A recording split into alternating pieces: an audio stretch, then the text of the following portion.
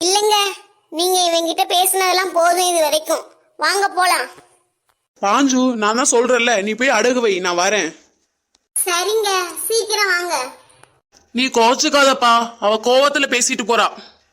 அதெல்லாம் பரவாயில்ல அங்குல், நீங்க என்னன்னு சொல்லுங்க. நான் சம்பளம் பணம் வாங்க வீட்டுக்கு வந்தப்பா. அம்மா தான் பணம் கொண்டு வந்து கொடுத்தாங்கப்பா.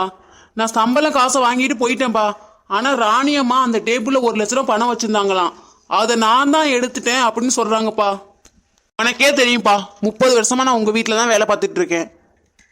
இது வரைக்கும் 1 ரூபாய் நான் எடுத்திருப்பேனா? உங்க அம்மா வீணா என் மேல பழிய போட்டாங்கப்பா. இன்னும் 7 நாள பணத்தை கொடுக்கணும், பணத்தை திருப்பி கொடுக்கணும்னா போலீஸ்ல மாட்டி விட்டுருவேன் அப்படின்னு சொல்றாங்கப்பா.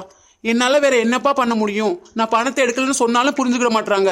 அதான்ப்பா என் பொண்ணு நகையை வித்துட்டு கொடுக்கலாம்னு போறேன்ப்பா. 1,00,000 பணத்தை கொடுக்காம போனா நான் நிரூபிக்கணுமா நான் எடுக்கலன்னு? என்னப்பா பண்றது? நான் எப்படிப்பா நிரூபிப்பேன்? எங்க தலையெழுத்து என்னப்பா பண்றது? உங்க வீட்டுல சண்டை போடுற அளவுக்கு நாங்க இல்லப்பா. அதான்ப்பா வேற வழியே இல்லாம நகை விற்க போறோம்ப்பா. சொல்லு ராணி, காயத்ரி என்ன பண்ணா?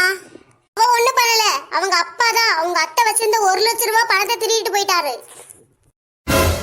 என்னது, 1,00,000 ரூபாய் திருடிட்டாரா? என்ன சொல்ற ராணி? ஆமா ஸ்ரேயா, ஆண்டி காயத்ரியும் அவ அப்பாவையும் வேலைக்கு வரக்கூடாதுன்னு சொல்லிட்டாங்க. இவ்வளவு நடந்திருக்கு, ஏண்டி என்று சொல்லவே இல்ல? நான் உங்க ஆண்டி சொல்லியிருப்பாங்கன்னு நினைச்சேன் ஸ்ரேயா.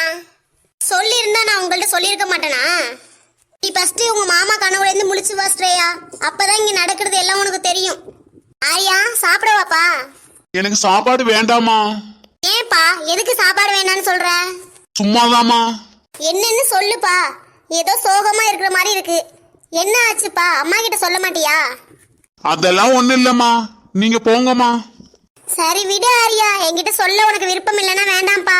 நீ சோகமா இருக்கிறது எனக்கு கஷ்டமா இருக்குப்பா, அதான் கேட்டேன்.